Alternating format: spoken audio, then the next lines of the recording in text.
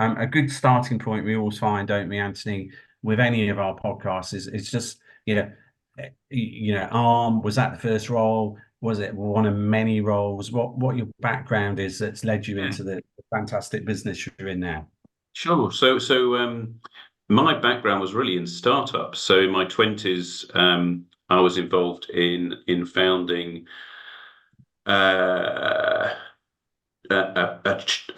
a company, a non-profit, and a charity initially. And then I so the first company I did was in graphics.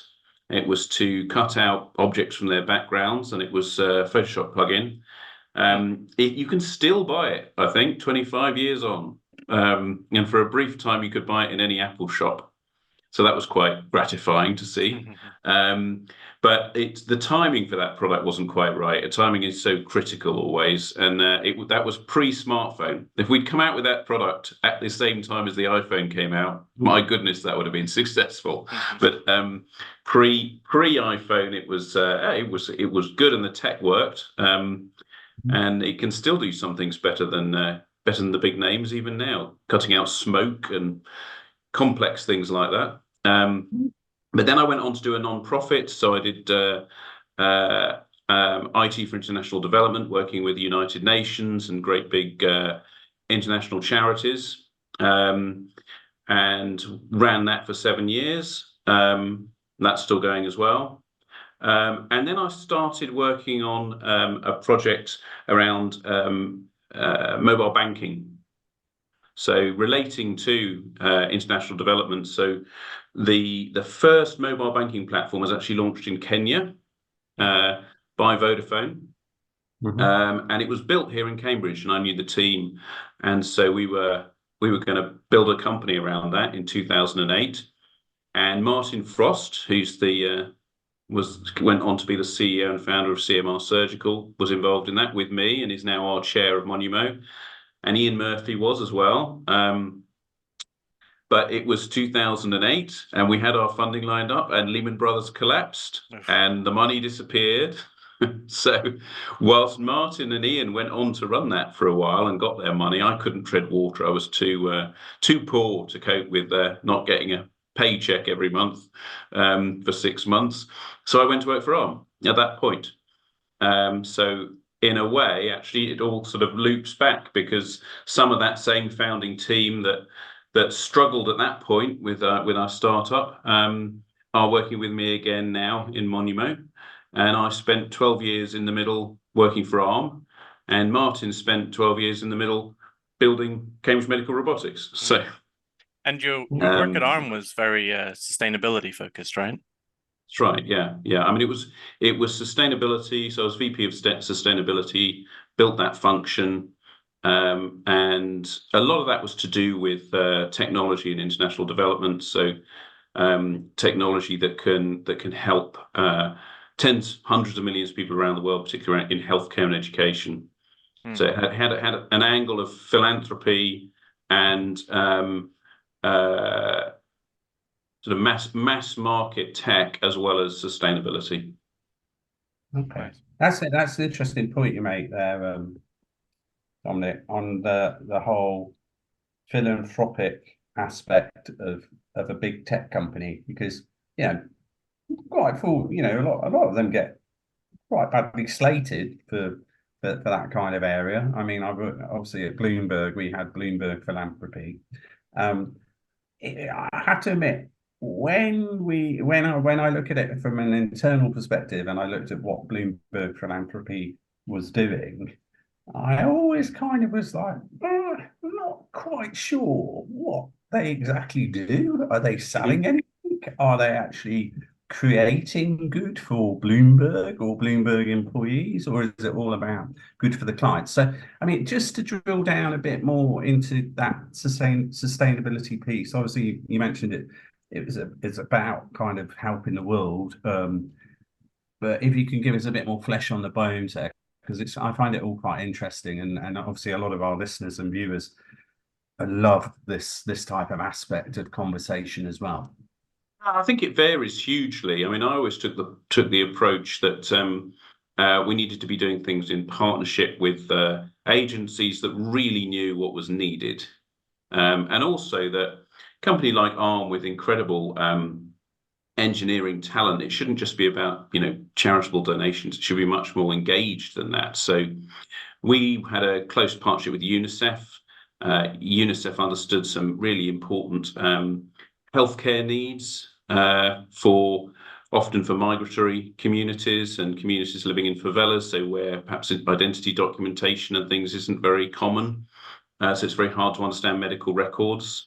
And we worked with them to try and achieve their goals. I think when it gets a bit more complex is if and this has happened from time to time, is when a tech company comes up with what it thinks is a very bright idea that to help in some way, but of course it doesn't really understand the problem in enough depth. So we were always very focused on really understanding the problem and working with a partner who would ensure that whatever we did actually made a difference. And in terms of it wasn't commercial at all, because the numbers of chips, ARM chips are in the billions anyway. So it would make most a tiny amount of difference. It was more around showing there's this huge number of people in the world, and the tech companies aren't often designing for those people. They design for the 1% or the 10% at the top. Very rarely does anyone really design for the 90%. They've also got needs that tech can help them with. So it is a big missed opportunity, probably both commercially, but also in terms of just making sure that tech can help everyone and not just the wealthy. I saw on your LinkedIn that when you were on the energy focused team of ARM 2020 is when you were sort of inspired and started thinking up the ideas for Monumo. So this has been a sort of 10-year plus dream in the making, it sounds like. Well, it just became more and more compelling. So initially we looked at motors, and I was really astonished about back then how little had happened to electric motors over about 100 years, really. Now that has changed because they're so central to decarbonisation, and obviously electric vehicles have come on in that time, that there's been a lot more work on them in the past sort of decade or so. But when I looked at them, the two big things were very similar designs for 100 years, but also the way the design was done was very siloed. So even the electromagnetism and the power control, the electric current, those systems are designed separately from one another and yet are totally dependent on one another. So for the less technical people in the audience, what's the implication of that? Well, it means that you've got two things that should be in complete harmony and absolutely optimized to work together, and yet they're being designed separately, which means that they just intuitively, there would surely be benefits from designing them as one thing. Then if you look out across the whole powertrain in an electric vehicle or a motor drivetrain, there are about 6 core components in there, and they're all designed separately at the moment. So the software is siloed, the expertise is siloed, the way we learn things through our academic careers is also quite siloed. And so when you put it all together, you are just adding the parts together. It's the sum of the parts. It's not greater than the sum of the parts. And yet, if you change one element of the system, there's a ripple effect throughout everything. Right. That is currently not really understood or controlled or managed because the tools and the expertise doesn't exist to do it. Humans are very good at becoming experts in one thing, but not in 6 things, and not to the depth where you could really understand how that all interrelates. That's where we need the deep tech and AI to help. So is any of that different in some of the new EV pioneers like Tesla, BYD, etc., or they're still operating in a similar way to the legacy car makers? Yeah, if they do that, they try and do it manually. Then that's very, very difficult. Takes a long time. So there have been some efforts at system level optimization, but in some instances, it can take years to do it. So the difference where we are now, what happened in that 10 years really from when I first saw this and to starting Monumo was that on the sort of demand side, the market side, you've got the rise of EV, you've got the total change really in the automotive market, where you've now got as many disruptors as you have incumbents, and then all of them are looking at China and worried about what's going to happen. So it's become a completely different sector to what it was 10 years ago. And obviously battery technology is a big part of that, but so too is the motor technology. And then at the same time, you've got the developments in computer processing. ML has come through in that time, AI much more available, much more understanding of how to apply it, and then processing speeds. So the real core root of everything we're doing and why we can do this now, and even 5 years ago we probably couldn't do it, is around speed. So because we can now simulate and explore things at incredible speeds, so we run about 10 million simulations a day. The industry standard is 50,000. Okay. That's 200 times faster than what is currently being used in most engineering companies. And then when you say simulations, can you give people a bit more understanding of what kinds of simulations you're running? So that's looking across the motor system. So at the moment we do the three core components, and then we're adding on the other three over the course of this year. But actually the three core components give you a huge gain in the first place. So we're looking at every shape, waveform, permutation, material, exploring them all so that we can evolve something that is optimal. And that's the best you can get, given the constraints we put into the system. So most design at the moment is templated and siloed. And what we've done is throw away the templates, and we're able to do the whole thing all at once to harmonize across the system. And that can give you cost savings of between 10 to 30%, depending on the system. It can give you weight, improvements in weight, improvements in power density, torque, efficiency. So it's not about one thing. It's about making a motor that is better in almost every way and cheaper at the same time. Kind of holistic approach to it. Yeah. Well, this is probably a good opportunity to kind of give some background on what is Monumo. And I was also keen to hear about, on the podcast so far, we've not really had any entrepreneurs on who have built something in stealth before. And I was wondering if you could tell us what that experience was like. I saw that you did a big, coming out of stealth at the Deep Tech Labs demo day. Can you also tell us a bit about all that? Yeah, sure. I mean, part of it wasn't really quite so much about secrecy, people not wanting people to know what we're doing. It was more about credibility. So because what we're doing is really quite extraordinary and disruptive and new, we didn't really want to start talking about it until we had enough proof points. That was fundamentally why we were keeping quiet, because we wanted to start talking to people, and we could say, well, we can run 10 million simulations a day, and these are the kinds of results that we're getting out of it. We've now got we generated our first deep tech designed motor. It's produced things that are beyond human ability, hard to see how any human would ever think of them. And we're testing that in the lab at the moment, so we'll have results on that sort of in the next few months, but it's looking very, very promising. So the stealth mode was more around credibility than about secrecy. Bit of breathing room as well, it sounds like, right? Yeah, it does. I mean, the challenge if you're in stealth mode is hiring. Because obviously, if no one can hear about you, not saying much about what you're doing, that can be a bit of a challenge. But actually, for us, we found it fairly straightforward, and that I think is because we're doing three things that are really attractive. So one is it's a really tricky technical problem, and if you want to hire the best engineers, you want some big technical challenges for them. It's absolutely cutting edge. It's world first in many, many areas. So that's attractive. The second thing, though, is that there are a lot of brilliant minds working in companies like Arm and Google, Microsoft, and what they're working on might be something to do with video games or ad targeting, or, most of the roles are not that impactful in terms of the output.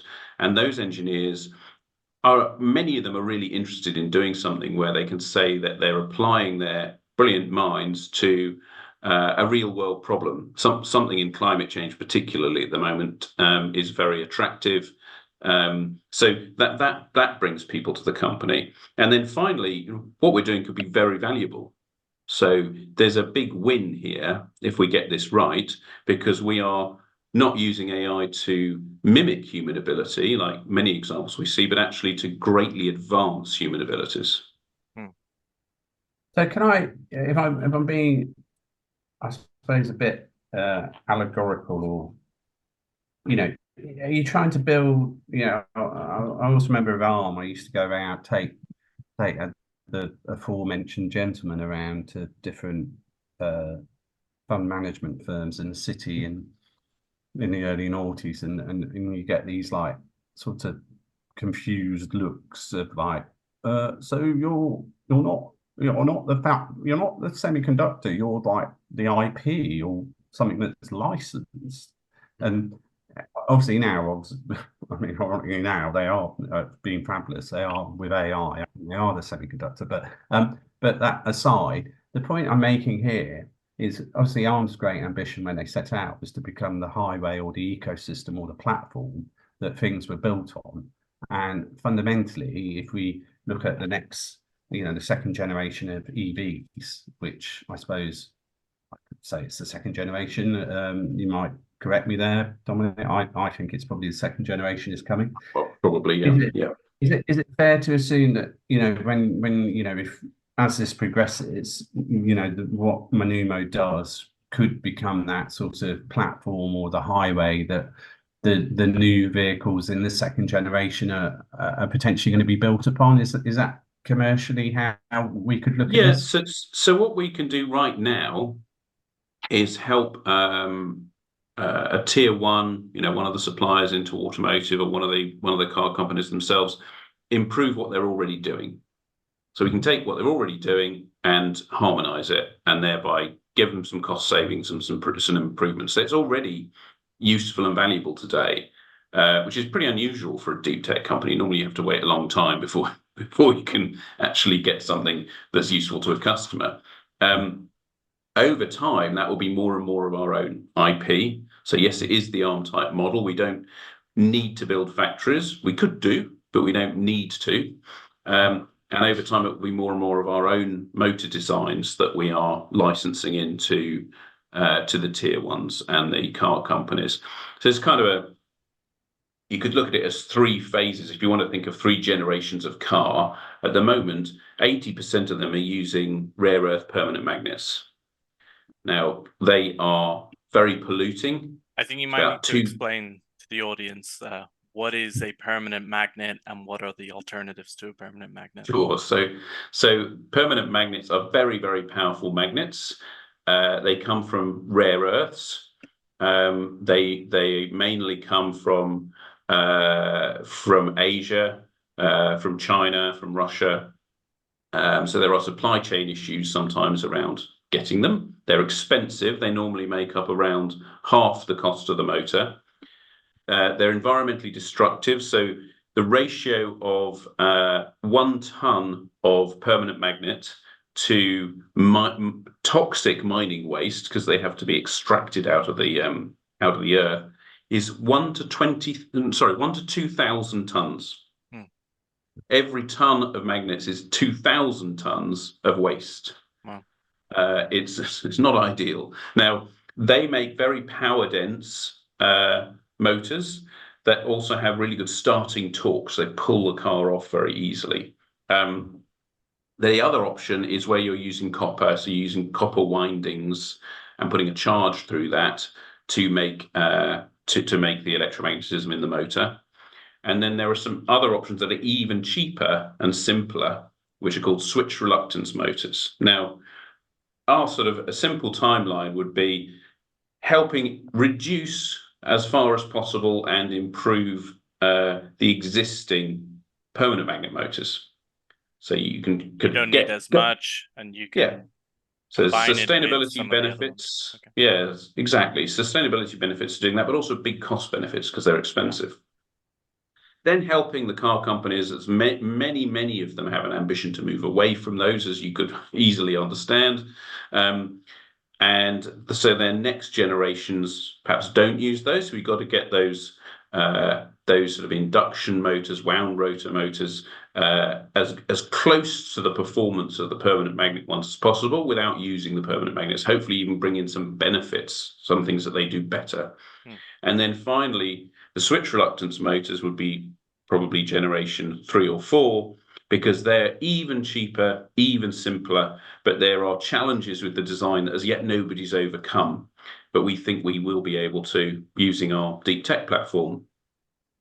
But then the other thing to remember about what we're doing is that we're building this sort of deep tech engine to help us find these new designs, but it could be applied to other aspects of engineering. So the system that we've built is really applicable to any complex engineering system, where you want to be able to look across all sorts of different components and then put them together in as optimal a package and giving the best performance you possibly can, ideally only limited by the laws of physics. At the moment, we're very, very, very far off that. But the tools that we're getting now are going to get us there, I would say, within a decade. So if you think about the shift from analog to digital, so huge shifts in engineering around CAD design and in all sorts of different other sectors as well. The disruption we're going to see as AI and deep tech is applied into huge industries around the world will be extraordinary. It'll be even greater than that shift from analog to digital, because the performance improvements are even greater. So it's hard to imagine right now what that will mean, but there's a great deal of optimism in that, because obviously with the number of people on the planet and the climate crisis, we do need our products to be as good as they can possibly be. So it's going to make all our tech today look like state of the art of the 1800s.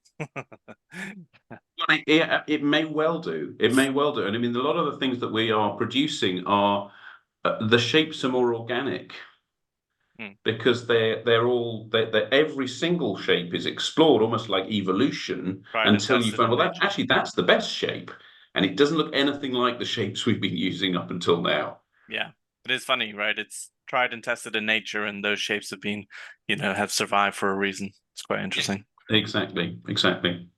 And these are all forces of nature. Electricity, electromagnetism, forces of nature. And so it's not surprising that the shapes that are optimal for them are much more organic. Often, Dominic, thank you for that wisdom. I mean, very interesting. But one thing I always kind of, when I listen to founders talk passionately about their businesses, especially where there is a sort of, I would argue, a heavy hardware aspect. There's always two questions that come up. One is competition. Is this a race? Is there someone in the West Coast of America trying to do a similar thing? And if you could share a bit of a sort of overview of the competitive landscape, and is this Britain leading the world in tech again? I hope. And then I suppose the other thing is, look, this sounds like a big project and a big journey, which could be deemed to be probably quite capital intensive moving forward, as most hardware projects are. So two questions in one, but and I can repeat if you. No, that's fine. I mean, in terms of no, I'll start with the last bit, which is around, is it capital intensive? Is it long?